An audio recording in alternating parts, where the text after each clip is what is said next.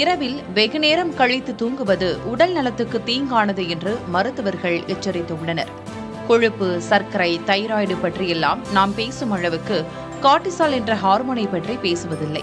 முக்கியமான இந்த ஹார்மோன் மூளையில் சுரக்கிறது. இது பகலில் அதிகமாகவும் இரவில் குறைவாகவும் சுரக்கும். இரவு 7 மணியிலிருந்து 10 மணி வரை கார்டிசால் குறைய ஆரம்பிக்கும். இந்த சமயத்தில் நாம் தூங்கிவிட வேண்டும் என்கிறார்கள் மருத்துவர்கள். இந்த சமயத்தில் வளர்ச்சிக்கான ஹார்மோன்கள் அதிக அளவில் சுரப்பதால் குழந்தைகளை இந்த நேரத்துக்குள் தூங்க வைத்துவிட வேண்டும். இந்த நேரத்துக்குள் தூங்க இயலாத பெரியவர்கள் 10 மணியிலிருந்து 12 மணிக்குள் தூங்கினால் ஆழ்ந்த உறக்கம் வருவதற்கு வாய்ப்பிருக்கிறது. இந்த நேரத்தை தாண்டினால் கார்டிசால் மிகவும் குறைவாக சுரக்கும். இந்த நேரத்தை தாண்டி தூங்கினால் உடலில் கில்லர் செல்கள் குறைந்துவிடும். இதயம், குடல் பகுதி போன்றவற்றில் வீக்கங்கள் ஏற்படும் என்று மருத்துவர்கள் எச்சரித்துள்ளனர்.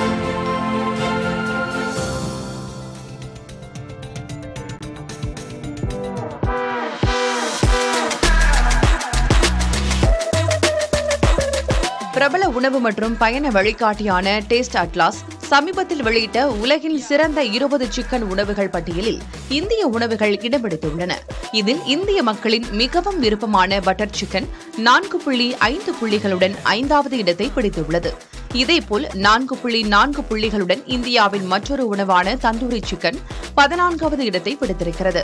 இந்த பட்டியலில் முதல் 3 இடங்களை துருக்கியின் பிலிக் டாப் காபி, மொரோக்கோ நாட்டின் பிசா மற்றும் தென்கொரியாவின் சிக்கன் ஆகிய உணவுகள் பிடித்துள்ளன.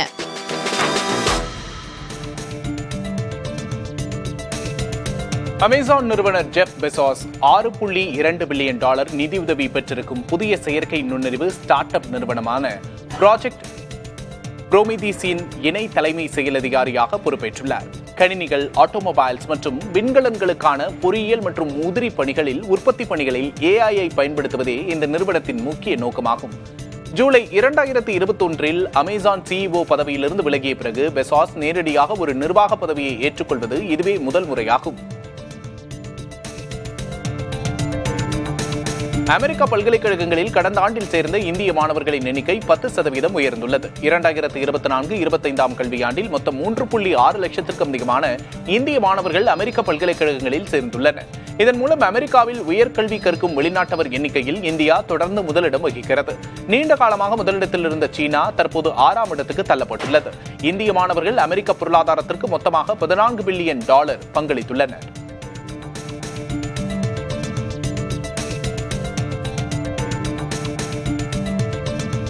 கர்நாடக மாநில அரசு KEO என்ற பெயரில் புதிய மலிவு விலை கம்ப்யூட்டரை வெளியிட்டுள்ளது.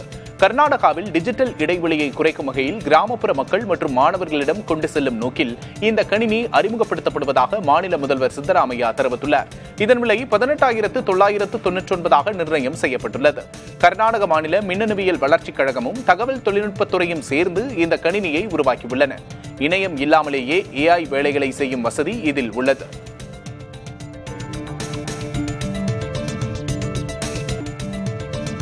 தனது தந்தையால் ஆரம்பத்தில் சினிமாவுக்குள் வர தயங்கியதாக நடிகர் துல்கர் சல்மான் தெரிவித்துள்ளார். தான் என்ன செய்தாலும் தனது தந்தை மம்முட்டியோடு ஒப்பிடுவார்களோ என்ற பயத்திலேயே சினிமாவுக்குள் வர தயங்கியதாக குறிப்பிட்டுள்ளார். அப்படி தான் துவண்டு போகும்போது ஊக்கப்படுத்தும் விதமாக உன் வயது இருக்கும்போது தன்னிடம் 2 தேசிய விருதுகள் இருந்தன, என் துறையில் நான் சிறந்து விளங்கினேன் என்று மம்முட்டி கூறியதாக துல்கர் சல்மான் நினைவு கூர்ந்துள்ளார். ஒவ்வொரு 8 நிமிடத்திற்கும் ஒரு குழந்தை தொலைந்து போகிறது என்ற நாளிதழ் செய்தி பெரும் கவலை அளிப்பதாக உச்சநீதிமன்றம் தெரிவித்தது. குழந்தைகள் கடத்தல் தொடர்பாக ஒரு அரசு சாரா நிறுவனம் தொடர்ந்த வழக்கை நீதிபதிகள் PV நாகரத்னா மற்றும் R மகாதேவன் அடங்கிய உச்சநீதிமன்ற அமர்வு விசாரித்து வருகிறது. இந்தியாவில் குழந்தைகளை தத்தெடுக்கும் நடைமுறை மிகவும் சிக்கலானதாக இருப்பதால் மகப்பேறு இல்லாத பெற்றோர் சட்டவிரோத வழிகளை நாடுவதாகவும் இதனால் குழந்தைகள் கடத்தப்படுவது அதிகரிப்பதாகவும் கூறியுள்ளது. எனவே குழந்தைகள் தத்தெடுப்பு நடைமுறையை சீரமைக்க வேண்டும் என்றும் மத்திய அரசுக்கு உத்தரவிட்டது. மாயமான குழந்தைகள் தொடர்பான வழக்குகளை கையாள ஒவ்வொரு மாநிலத்திற்கும் பிரத்யேக அதிகாரி ஒருவரை நியமிக்க கோரி மத்திய அரசுக்கு நீதிமன்றம் ஏற்கனவே உத்தரவிட்டிருந்தது. இந்நிலையில் அந்த உத்தரவை நிறைவேற்ற 6 வார கால அவகாசம் வேண்டும் என்ற மத்திய அரசின் கோரிக்கையை நிராகரித்த நீதிமன்றம் அந்த பணியை டிசம்பர் 9ஆம் தேதிக்குள் முடிக்க வேண்டும் என்று உத்தரவிட்டது. மாயமான குழந்தைகள் குறித்த புகார்கள் மத்திய அரசின் மிஷன் வாத்சல்யா இணையதளத்தில் பதிவேற்றப்பட்டவுடன் மாநில அதிகாரிகளுக்கு தகவல் உடனடியாக பகிரப்பட வேண்டும் என்றும் உச்சநீதிமன்றம் வலியுறுத்தியுள்ளது. வாட்ஸ்அப்புக்கு மாற்றாக இந்தியாவில் உருவாக்கப்பட்ட மெசேஜிங் செயலியான அரட்டியில் பயனர்களின் பாதுகாப்புக்காக எண்ட்-டு-எண்ட் என்கிரிப்ஷன் அம்சம் அறிமுகப்படுத்தப்படுவதாக ஜோகோ நிறுவனர் ஸ்ரீதர் வேம்பு அறிவித்துள்ளார். இன்று இரவு முதல் இந்த வசதி அறிமுகமாகும் என்றும் பழைய பயனர்கள் தங்கள் செயலியை அப்டேட் செய்ய வேண்டும் என்றும் அவர் தெரிவித்துள்ளார். அரட்டையில் எண்ட்-டு-எண்ட் என்கிரிப்ஷன் வசதி இல்லாததால் அதில் பகிரப்படும் தகவல்களின் தனியுரிமை குறித்து பயனர்கள் சந்தேகம் எழுப்பி வந்த நிலையில் தற்போது எண்ட்-டு-எண்ட் என்கிரிப்ஷன் வசதி அறிமுகம் செய்யப்பட்டுள்ளது. இந்த வசதி குழு உரையாடல்களுக்கு விரைவில் வெளியிடப்படும் என்று ஸ்ரீதர் வேம்பு தெரிவித்துள்ளார்.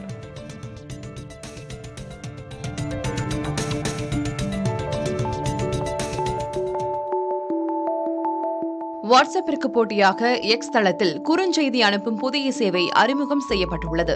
உயர் பாதுகாப்பு அம்சங்களை வழங்கும் வகையில் எண்ட்-டு-எண்ட் என்கிரிப்ஷன் வசதியோடு இந்த சேவை தொடங்கப்பட்டுள்ளது. இதில் அனுப்பிய குறுஞ்செய்திகளை முழுவதுமாக நீக்க முடியும் என்றும் ஸ்கிரீன்ஷாட் எடுப்பதை தடுக்க முடியும் என்றும் தெரிவிக்கப்பட்டிருக்கிறது. மேலும் ஆடியோ மற்றும் வீடியோ கால் வசதிகளும் அறிமுகப்படுத்தப்பட்டுள்ளன.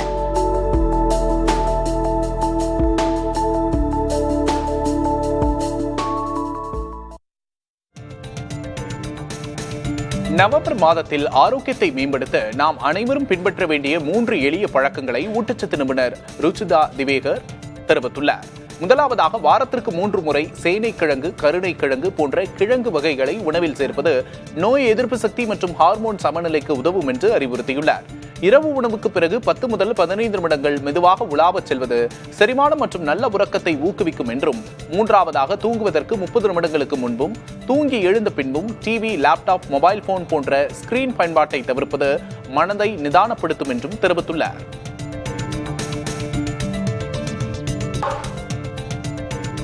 அமெரிக்காவின் ஹவாய் மாகாணத்தில் உள்ள கிலால்வேயா எரிமலை மீண்டும் வெடித்தது.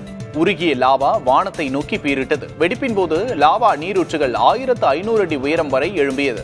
இந்த வெடிப்பு தனித்துவமான சிறகு வடிவில் காட்சியளித்ததாகவும், வெடிப்பின் தீவிரத்தால் உருகிய பாறை துகள்கள் வானத்தை நோக்கி பிரம்மாண்டமாக சென்றதாகவும் கூறப்பட்டது. லாவா பீரிட்ட காட்சி சுற்றுப்பகுதிகளில் இருந்து தெளிவாக காணப்பட்ட நிலையில் அதிகாரிகள் நிலைமையை தொடர்ந்து கண்காணித்து வருவதாக தெரிவித்தனர்.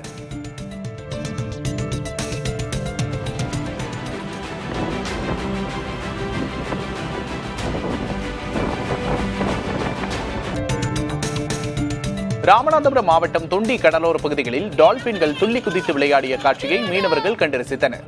ஒரே நேரத்தில் 3க்கும் மேற்பட்ட டால்பின்கள் துள்ளி குதித்ததை அங்கு மீன்பிடிக்க சென்று கொண்டிருந்த மீனவர்கள் படம் பிடித்துள்ளனர்.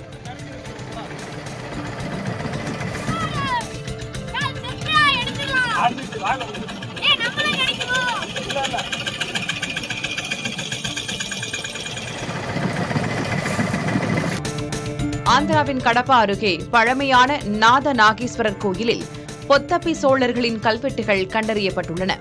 6 மற்றும் 7ஆம் நூற்றாண்டுகளில் கடப்பா மாவட்டத்தில் பொத்தப்பி என்ற ஊரை தலைநகராக கொண்டு வெள்ளாரி, கோணிட்டேலா, நன்னூறு உள்ளிட்ட பகுதிகளை ஆட்சி செய்தவர்கள் ரே நாட்டு சோழர்கள்.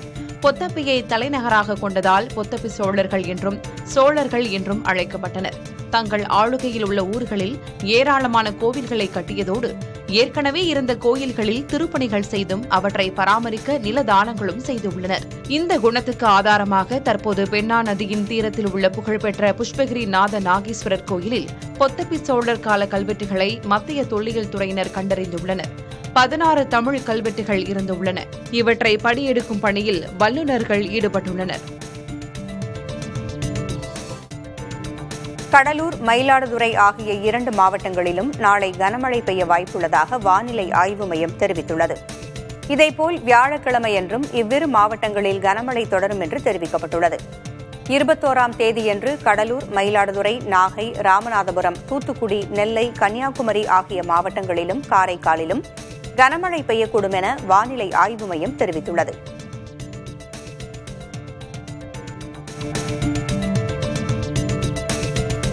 சென்னையில் வரும் 23, 24 ஆகிய தேதிகளில் கனமழை பெய்யக்கூடும் என வானிலை ஆய்வு மையம் தெரிவித்துள்ளது. சென்னை மற்றும் புறநகர் பகுதிகளில் கடந்த 2 நாட்களாக விட்டுவிட்டு மழை பெய்து வரும் நிலையில் அடுத்த சில நாட்களுக்கு லேசான மழை பெய்யக்கூடும் என்றும் தெரிவிக்கப்பட்டுள்ளது. 22ஆம் தேதி வங்கக்கடலில் புதிய காற்றழுத்த தாழ்வு பகுதி உருவாக வாய்ப்புள்ள நிலையில் 23, 24 ஆகிய தேதிகளில் சென்னைக்கு கனமழை பெய்யக்கூடும் என வானிலை ஆய்வு மையம் தெரிவித்துள்ளது.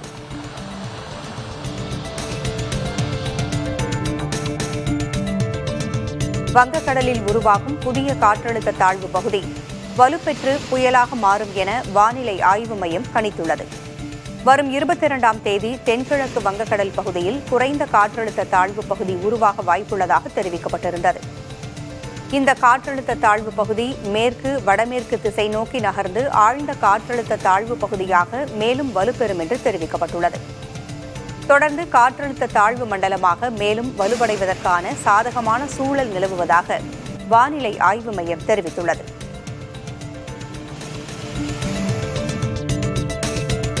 நாகை மாவட்டத்தில் பெய்த கனமழையால் பொதுமக்களின் இயல்பு வாழ்க்கை பாதிக்கப்பட்டது. நாகையில் 2 நாட்களாக மழை பெய்த நிலையில் இன்று காலை முதல் மழை சற்று ஓய்ந்திருந்தது. பிற்பகலுக்கு பிறகு மீண்டும் கருமேகங்கள் சூழ மழை பொழிந்தது. பள்ளி, கல்லூரி முடிவடையும் நேரத்தில் பெய்த மழையால் மாணவர்கள் மழையில் நனைந்தபடியும் குடைபிடித்தபடியும் வீடு திரும்பினர்.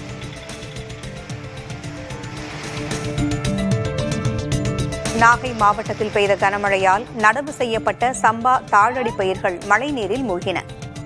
கனமழையால் நரிமனம், கோபுராஜபுரம், வல்லப்பாக்கம் உள்ளிட்ட பல்வேறு பகுதிகளில் உள்ள விவசாய நிலங்களை மழைநீர் சூழ்ந்தது. இதனால் 500க்கும் மேற்பட்ட ஏக்கரில் பயிரிடப்பட்டிருந்த நெற்பயிர்கள் நீரில் மூழ்கின. இந்நிலையில் வாய்க்கால்கள் முறையாக தூர்வாரப்படாததால் விளைநிலங்களில் தண்ணீர் தேங்கியுள்ளதாக விவசாயிகள் குற்றஞ்சாட்டியுள்ளனர்.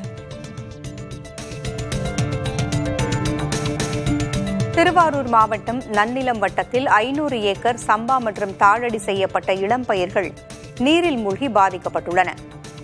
3 நாட்களாக விட்டுவிட்டு பெய்து வரும் கனமழையின் காரணமாக மழைநீரில் சூழ்ந்து பாதிக்கப்பட்டுள்ளன.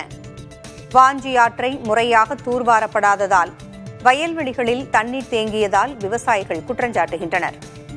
தொடர்ந்து மழை பெய்ய வாய்ப்புள்ளதால் உடனடியாக வாஞ்சி ஆற்றில் தூர்வாரும் பணிகளை மேற்கொண்டு தண்ணீர் வடிய அரசு உதவ வேண்டும் என்று விவசாயிகள் வேண்டுகோள் விடுத்துள்ளனர். சென்னை மற்றும் புறநகர் பகுதிகளில் காற்றுடன் பரவலாக மழை பெய்தது. வேளச்சேரி, ஆதம்பாக்கம், ஆலந்தூர், மடிப்பாக்கம், தாம்பரம், குரோம்பேட்டை, பல்லாவரம் உள்ளிட்ட இடங்களில் மிதமான மழை பெய்ததில் குளிர்ச்சியான சூழல் நிலவியது.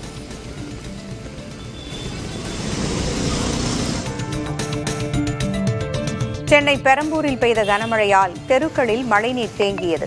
ஒரு சில இடங்களில் தண்ணீர் தேங்கியதால் பள்ளி மாணவர்களும் வாகன ஓட்டிகளும் கடும் அவதிக்கு ஆளாகினர். மழைநீர் வடிகால்களை மாநகராட்சி நிர்வாகம் முறையாக அமைத்து தர வேண்டும் என பொதுமக்கள் கோரிக்கை விடுத்துள்ளனர். இதுகுறித்து மாநகராட்சி அதிகாரியிடம் கேட்டபோது மழைநீர் வடிகால், கழிவுநீர் கால்வாய் அமைக்கும் பணி தொடங்கப்பட்டிருப்பதாகவும் தேங்கிய மழைநீரை அகற்றும் பணி நடந்து வருவதாகவும் தெரிவித்தார்.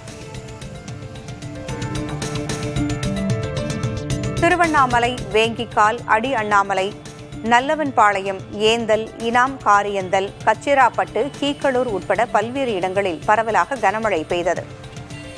அண்ணாமலையார் பக்தர்கள் மழையையும் பொருட்படுத்தாது ரெயின்கோட் அணிந்தும் குடைபிடித்தபடியும் அண்ணாமலையார் கோவில் மாடவீதி மற்றும் கிரிவல பாதையில் கிரிவலம் வந்து வழிபாடு செய்தனர்.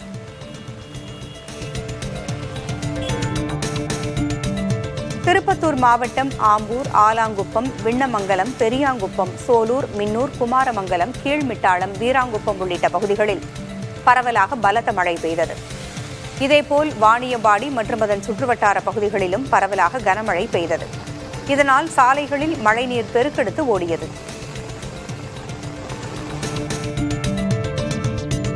காஞ்சிபுரம் மாவட்டம் ஸ்ரீபெரும்புதூர், சுங்குவார் சத்திரம், மதுரமங்கலம், ஒரகடம், செட்டிப்பேடு, தண்டலம், மணிமங்கலம், சோமங்கலம், படப்பை உள்ளிட்ட பகுதிகளில் பரவலாக மழை பெய்தது. இதனால் வெப்பம் தணிந்து குளிர்ச்சியான சூழல் நிலவியது.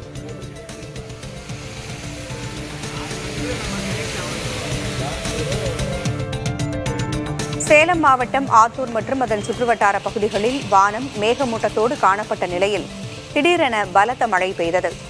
ஆத்தூர் பகுதியில் போதிய மழையின்றி நீர்நிலைகள் வறண்டு காணப்பட்ட நிலையில் திடீரென பெய்த மழையால் விவசாயிகள் மகிழ்ச்சியடைந்துள்ளனர்.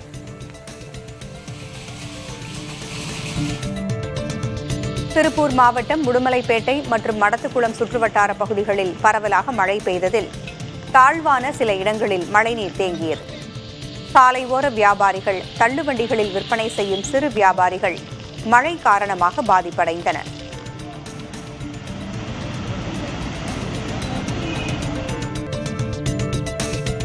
எஸ்ஐஆர் பணிகளுக்கு எதிராக டெல்லியில் மாபெரும் பேரணி நடத்த காங்கிரஸ் கட்சி கூட்டத்தில் முடிவு செய்யப்பட்டுள்ளது. நாடு முழுவதும் 12 மாநிலங்களில் வாக்காளர் பட்டியல் சிறப்பு தீவிர திருத்தப் பணிகளை தலைமை தேர்தல் ஆணையம் மேற்கொண்டு வருகிறது. இந்நிலையில் எஸ்ஐஆர் பணிகள் நடைபெறும் மாநில காங்கிரஸ் கமிட்டி தலைவர்களோடு தேசிய தலைமை ஆலோசனை நடத்தியது. டெல்லியில் ராகுல் காந்தி, மல்லிகார்ஜுன் கார்கே தலைமையில் நடந்த கூட்டத்தில் எஸ்ஐஆர் பணிகளுக்கு எதிராக மாபெரும் பேரணியை மேற்கொள்ள முடிவு செய்யப்பட்டுள்ளது. டெல்லியில் உள்ள ராம்லீலா மைதானத்தில் டிசம்பர் முதல் வாரத்தில் பேரணி நடைபெறும் என்றும் தெரிவிக்கப்பட்டுள்ளது.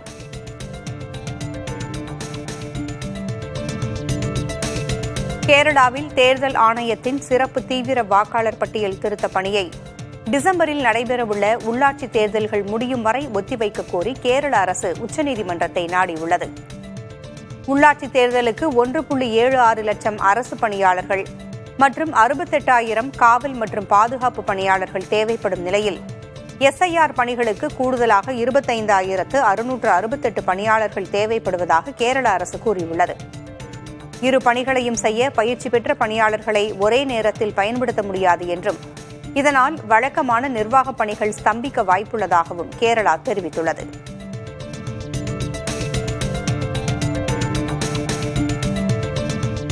தமிழகத்தில் வாக்காளர் பட்டியல் சிறப்பு தீவிர திருத்த பணிகளுக்காக 94.74% படிவங்கள் விநியோகிக்கப்பட்டிருப்பதாக தேர்தல் ஆணையம் அறிவித்துள்ளது.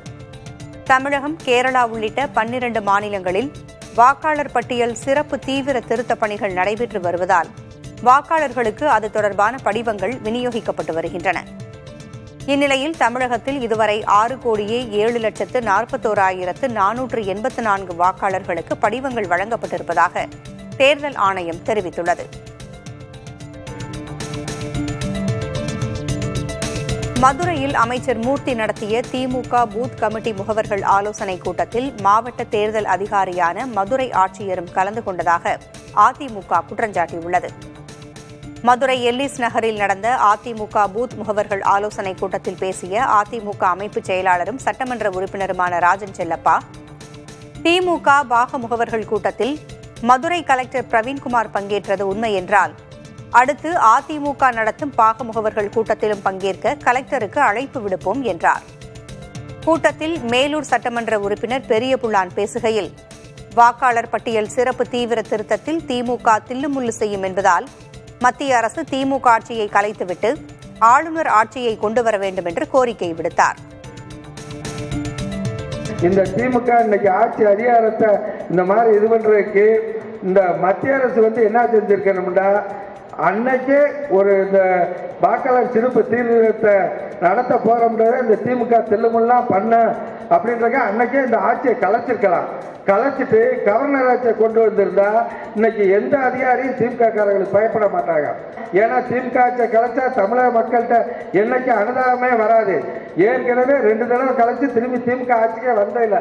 இதை மத்திய அரசு செஞ்சிருக்கணும், இன்னைக்கு கூட செய்யணும். மத்திய அரசு கிட்ட நம்ம உங்க எல்லாரும் சார்பாக இந்த கோரிக்கையை வச்சு தமிழகத்தில் வாக்காளர் பட்டியல் சிறப்பு தீவிர திருத்த பணிகளை கண்டித்து வரும் 24ஆம் தேதி சென்னையில் கண்டன ஆர்ப்பாட்டம் நடைபெறவுள்ளதாக அக்கட்சியின் தலைவர் தொல் திருமாவளவன் தெரிவித்துள்ளார். எஸ்ஐஆர் விவகாரத்தை தமிழக வெற்றிக் கழகம் முறையாக அணுக வேண்டும் என்று திருமாவளவன் அறிவுறுத்தியுள்ளார். இதுல திமுகவே எஸ்ஐஆருக்கு எதிராக தான் இருக்கு. அப்புறம் திமுக டிவிகேவுக்கு எதிராக செயல்படுதுன்னு சொல்வதுங்கிறது ரொம்ப வினோதமாக இருக்கிறது. இது ஏற்புடையதாக இல்லை. அவங்க மைண்ட் செட் ஒரே ஒரு விஷயத்துல ஸ்டிக் ஆன் ஆயிருக்குது. வெறும் திமுக வெறுப்பு, திமுக எதிர்ப்பு என்கிற நிலையில இருக்கிறதுனால இந்த மாதிரியான குற்றச்சாட்டை அவங்க வைக்கிறாங்க. அவங்க எதிர்க்க வேண்டியது தேர்தல் ஆணையத்தை, அவங்க எதிர்க்க வேண்டியது பாஜக அரசை. ஆனால் நடிகர் நம்முடைய தவிக தலைவர் விஜய் அவர்களுடைய அந்த வீடியோவில் ஒரே ஒரு வார்த்தை கூட பாஜகவை பற்றியோ தேர்தல் ஆணையத்தை பற்றியோ அவர் பேசவே இல்லை. அவருக்கு இதெல்லாம் யாரும் சுட்டிக்காட்டவில்லையோ என்ற ஒரு சந்தேகம் நமக்கு எழுகிறது. தேர்தல் ஆணையமும் பாஜகவும் மறைமுகமாக என்ஆர்சியை நாட்டில் செயல்படுத்தி வருவதாக தமிழ்நாடு காங்கிரஸ் கமிட்டி தலைவர் செல்வ பெருந்தகை குற்றஞ்சாட்டியுள்ளார். டெல்லியில் செய்தியாளர்களிடம் பேசிய அவர், இறந்தவர்களின் பெயர்களை வாக்காளர் பட்டியலிலிருந்து நீக்க வேண்டுமானால் உள்ளூர் நிர்வாகிகளிடமே அந்த விவரங்கள் கிடைக்குமே என்று குறிப்பிட்டுள்ளார். அதை ஈஸியாக எடுக்கலாமே. இறந்து இல்ல சார், அது வில்லேஜ் அட்மினிஸ்ட்ரேட்டிவ் ஆபீசர் லிஸ்ட் கொடுத்துருவாங்க, யார் யார் இறந்து போயிருக்காங்க. அங்க இருக்கிற லோக்கல் பீப்புள் பிரசிடென்ட்டே கொடுத்துருவாரு, பஞ்சாயத்து கிளார்க்க கொடுத்துருவாரு.